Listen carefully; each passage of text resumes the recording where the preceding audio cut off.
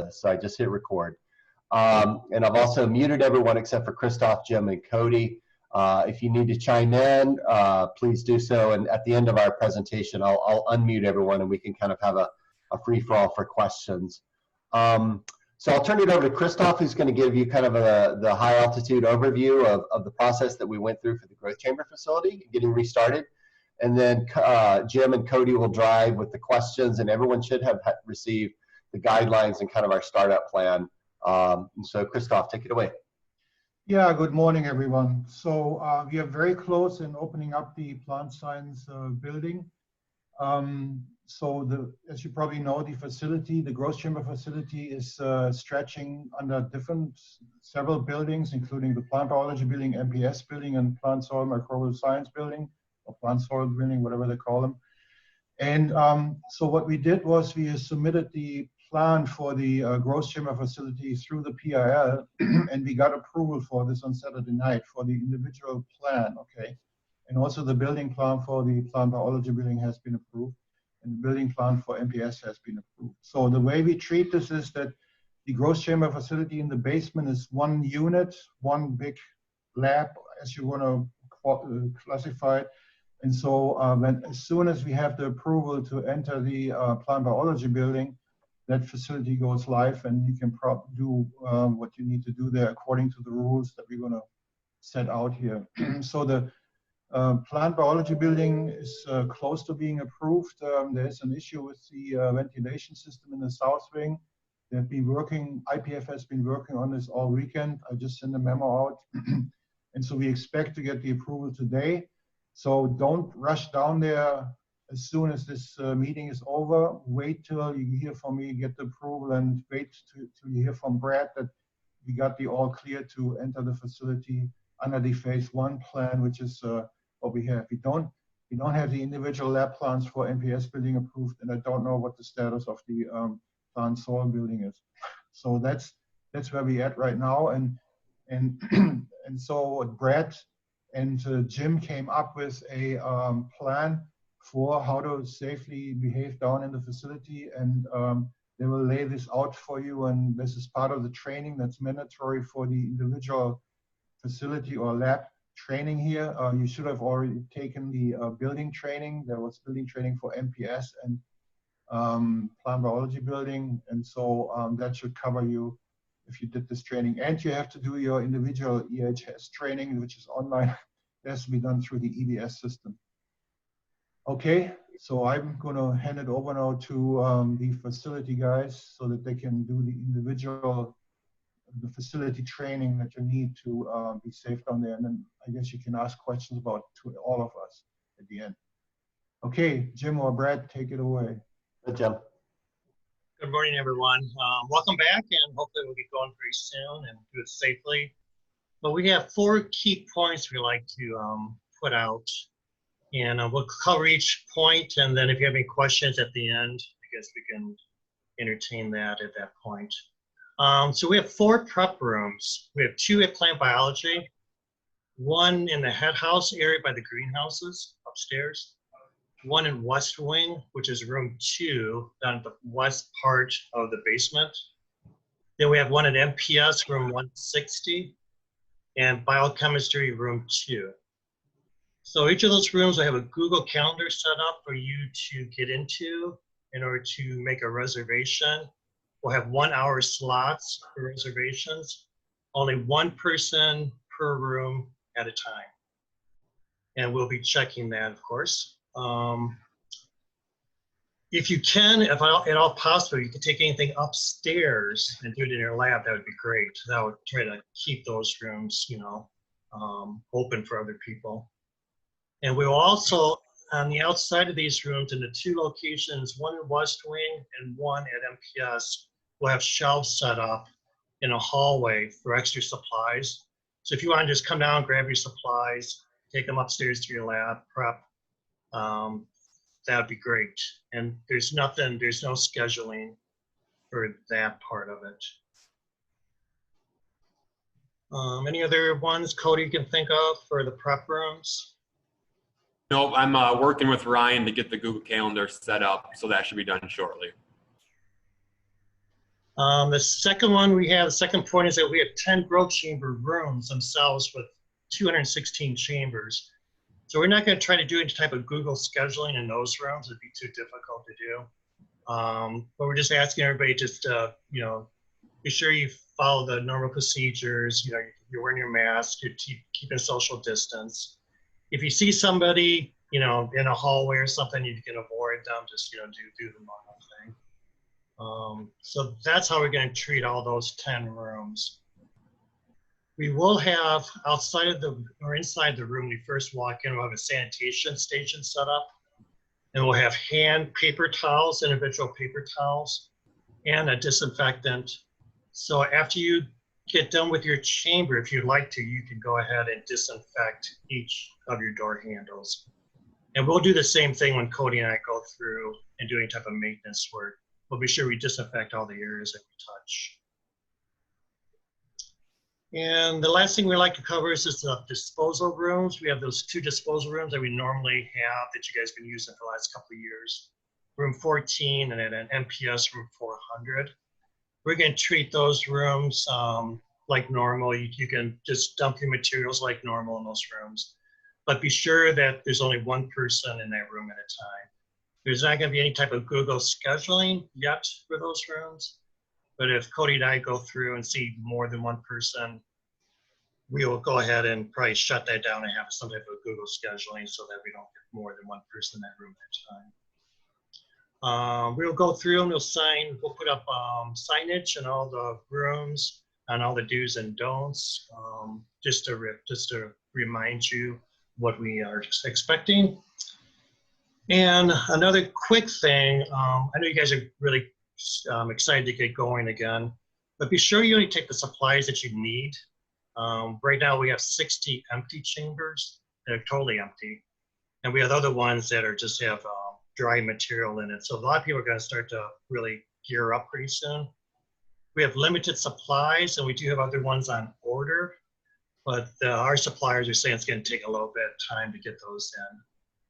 So I think we have enough to get everybody going and get all the chambers occupied again, but just don't try to hoard anything if you can. We would appreciate it. Any other thing, Cody, you think of that I missed? Nope, that was good. Okay.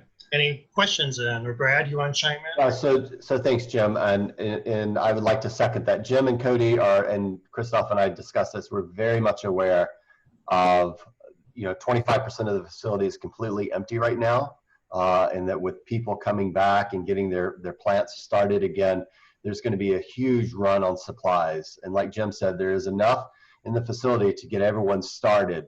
But please give them a little bit of patience. They're going to bring in an undergraduate as soon as possible. Once that person is back in the area, has self-quarantined and meets all of the other training. So please be patient as they quickly try to keep all 4 of these rooms stocked. They've been working 7 days a week during all of this between the 2 of them. So if we can just exercise a little patience, that would go a long way to help. And we understand completely the excitement to get plants growing again. That's the foundation of what we do.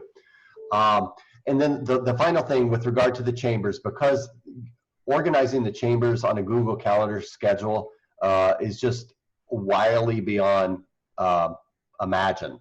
And those rooms themselves, they've organized them such that we can maximize floor space with square footage chamber space. So there's a lot of tight fits in there. Sometimes I feel I have to suck in my gut to get between a couple of chambers.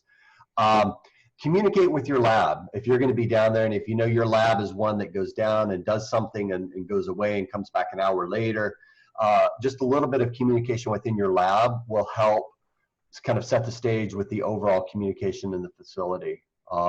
At the same time, if you designate one person a week maybe to go and grab supplies at the curbside service, if you will, do that rather than have 2 benchmates in the same lab going down one after the other. That would certainly limit the number of people moving in between the chambers. That would be much appreciated. So we were joking a few minutes before we started that we have to be careful. We can't say use a little bit of common sense because we have to document all of the protocols here, but do use a little bit of common sense. So pretend that you're going to Meijer, and if you see someone coming down the soup aisle, why don't you turn around and head over to the pasta aisle while they get their soup, and then you can circle back around. So let's do the same thing with the chambers. So I'll unmute everyone, and I know there's going to be lots of questions. At least I hope there is. And Christoph's already got his hand up, so go ahead, Christoph. Yeah, so I want to point out that the protocol that we got for the facility and that we distributed need to be amended because we did get it approved, but we had some comments on it. So that needs to be updated. I don't know, I haven't looked exactly what that was. In my version that everybody took as a template, they told me that I didn't put in the contact time for the disinfectant. So that needs to be amended. Whatever the comments were, they approved it, but they gave us a few comments, and I think we should send out an updated version to everybody, and everybody should read that. And then also this other procedure document that Jim just described and Jim and Cody described, and so that everybody should have that. Okay. Okay, and it looks like everyone can just unmute themselves. I've given that permission. So if you have a question, go ahead and unmute yourself and just ask your question. And I'll try to answer questions in the chat. I'll type them. I have a question. If we are not housed in that building and we haven't received building training or the guidelines for that building, can we be included? Yes, so that's a question we also discussed, and Christoph, correct me if I'm wrong. The facility is separate. Even though it's housed within multiple buildings, we had to submit our own reactivation plan. So if you have reactivation training and authorization for the facility, you are allowed to enter the buildings to enter the facility itself. Okay. But you wouldn't be allowed to come into my lab unless you receive the MPS lab training, for example. I see. Okay. Thank you, Brad. Brad and Jim and Cody, I just double checking because we've had research essential functions stuff that we've had to maintain already in the growth chambers, as I'm sure other folks have. So I imagine those we can still carry out under those rules until we switch to the new system. Yes. I think so. Thanks.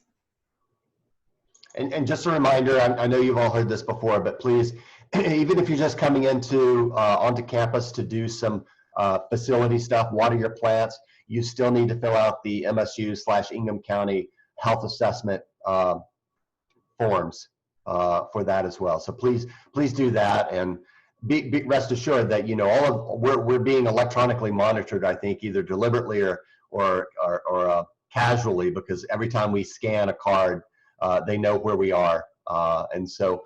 Also, as a reminder, and we're not going to use this as a, for lack of a better way of saying, is to police the facility, but we did establish some security cameras in the waste disposal rooms as a previous, maybe a year and a half ago, requirement to monitor the containment and disposal of recombinant DNA associated materials. And so we'll continue to use those as, hey, we see 5 people gathering around, not labeling their trash bags, etc. So we'll still use those cameras to help us keep an eye on space to keep everyone safe. So maybe I want to add to the last question. So I've been thinking for a moment here. So I think if your lab hasn't been approved yet, you probably shouldn't be in the facility either. So let's say you're in the MPS building and your lab has not been approved. I don't see that you should be down there, unless somebody disagrees, but you fall under the rules of your building, and then the facility is stretching beyond several buildings. But I think in the first order, you have to have your lab approved to be able to work and have your people come in on the phase 1, under the phase 1, I think. So that will be, at this point, nobody here right now, okay? So nobody should run down there after this meeting and start planting. Because we have to get these individual lab plans approved, and which we have for some buildings, for plant biology building, but we don't have it for MPS, and I don't think we have it for other buildings yet. Correct, and Christoph brings up a good point. Right now, Christoph is absolutely correct. We do not have permission to start planting new material. I believe you could still operate under the assumption if it's alive, keep it alive. So if you've had plants growing and you are essential personnel to keep those plants growing, you can still do that. But no one should be planting new materials for new experiments as of yet. Well, just to clarify so that my people don't get yelled at, under our research essential functions, we have to plant regularly because we're maintaining live cultures and insects that require the plants. So I guess then that you would still be okay to do that if you're doing that, but you're probably you're in the 1% there probably that has permission to continue planting. Well, I just want to let people know so we don't get vigilantes stuff. Thanks. Vance has a question. What? Vance has his hand up. Oh, Vance, I'm sorry. It's all right. I was just curious, when this is up and running and a little more routine, if you are in MPS and your growth chamber is in the basement of PSSB, do you have to fill out the building entry and exit forms when you leave and re-enter and so forth?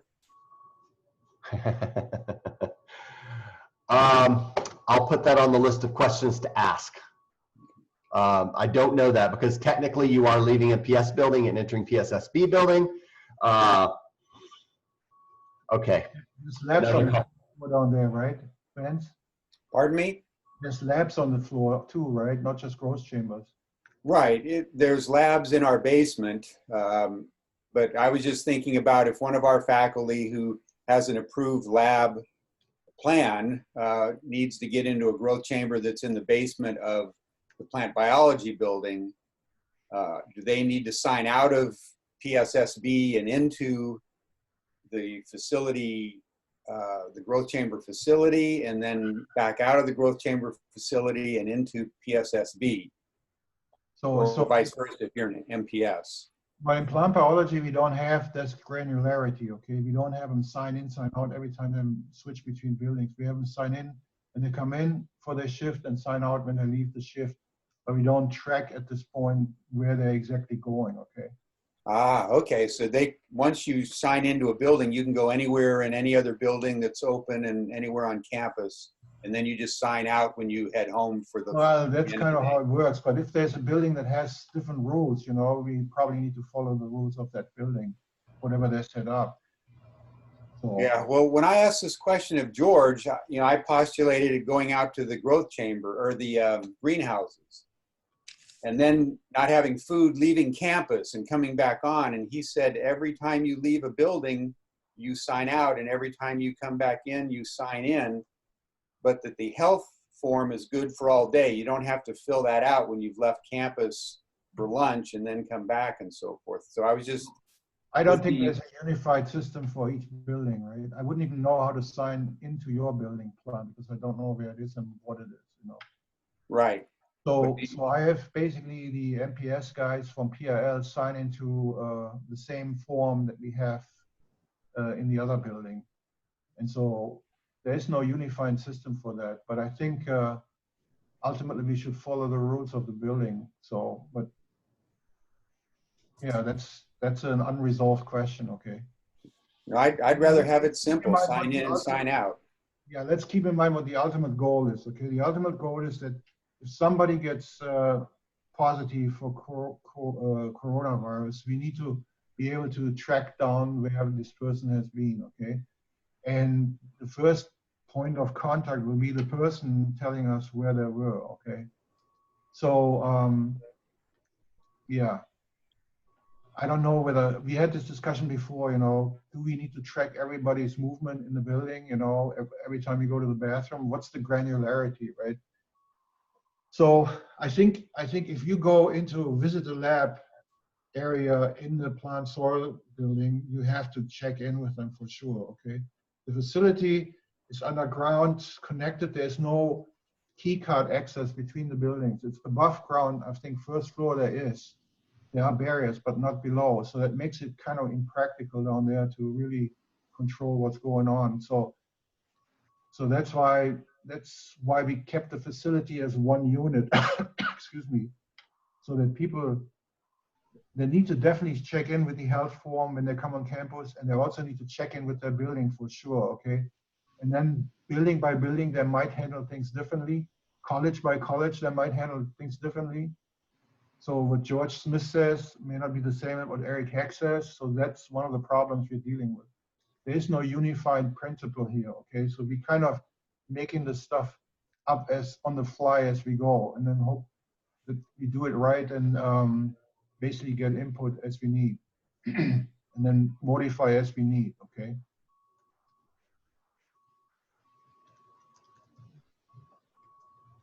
Not sure that answers the question. So I'd like to just repeat a question that Linda Hansen just asked, and I just responded that, you know, as we bring in new students, for those that made it into the acceptance before we cut that off, as well as just lab personnel in general, undergraduates, et cetera, it's going to be essential, I think, to have a trainer present within a 6-foot proximity. And so Linda asked, you know, what's the protocol for having a more senior established person in the lab be present and available to train new personnel on a lot of these guidelines, as well as just generally how to use the facility. And so I think just exercise caution, the 6-foot rule, you can walk together 6 feet apart down to the chambers, talk about how to use the chambers, where the things are. But again, without saying use some common sense, just use some common sense, and it should be, I mean, it's expected. We can't just put new people in and give them a piece of paper and say, here are the rules, go figure it all out. So good question. About the benches, we've had a couple of questions about benches. We're going to discontinue the use of all of these common benches that are out in the hallways for seed collecting, et cetera, just to discourage people, because you can't stand in the hallway working at one of these benches or tabletops and provide a 6-foot buffer for people to walk by, et cetera. And so, and unfortunately, most of the rooms are pretty small. They're maybe 10 to 12 feet by 5 feet or 6 feet. So one person per room, but common benches that you find out in the hallways, we're going to be removing those, et cetera. Yeah. Denny has a question. Denny Schnell. Yeah, Denny. Yeah, it was actually more of a couple of comments. Just coming back to the building access, it's going to be, you know, impossible for us to control where everybody goes. But again, as Christoph says, we're doing this building by building. And we assume that if somebody is approved to access the growth chambers, that they are only coming through our building to get to the growth chambers and going back to get out of here. This is, sorry, Brad, where the common sense and the restraint comes. Don't come into this building and then feel like you have free access to wander around the building. That's not the case. So we want to make things as accessible as possible, but you know, it doesn't give you free reign. Right. Likewise, if you do need to visit a lab in the building because you have shared equipment or it's a collaboration where a student or a postdoc needs to come into a lab in the building, they need to contact that PI and coordinate with that PI to get access to a specific lab, okay? And then finally, with regard to new users and new people coming into labs, it's my understanding that each individual lab is approved for the personnel they listed on that approval form.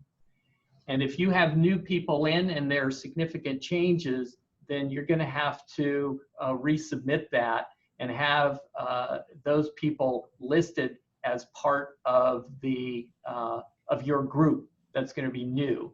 So it's not just simply a matter of training, but we need to be able to keep track of everybody. And so that form will have to be resubmitted. How far it's going to go up, I don't know at this point, but we'll certainly need to keep track of any new people that are added to those lists. Yeah, thank you, Danny. I appreciate that, and I overly simplified it and made some missteps there. So, absolutely, there's a completely additional layer and hierarchy here, and so approval of personnel is not just a training requirement; it is a personnel requirement as well. Amanda has a question. Yeah, just a like logistical thing. So if we have key card access to like the chambers in the plant biology building, will that automatically mean we have key card access to the plant biology building as well? Sometimes I'm going into the chambers to get, tobacco, for instance. I don't know if Jim and Cody are changing how that works. There's that tobacco chamber that's available to people. So just wondering how that works. If I'm not working in the plant biology building, will my key card still work for the whole building, then the chamber as well? So my understanding is we have not changed any key. Amanda, you need to mute, I think. We have not, to my understanding, we have not changed any key card access to the building. So there's nothing different from what was there before, okay? So we haven't changed any key card access, but your key card access can expire to the growth chambers because you didn't do your training in the meantime in the last 3 months. And that's happened to a couple of people. So they have to redo their official growth chamber training. Okay, there's this other level of training that everybody has to do that's done by EHS in terms of pesticides, et cetera, et cetera. So if you didn't do that training, you have lost your key card access. But otherwise, I don't see how that should happen. Thanks.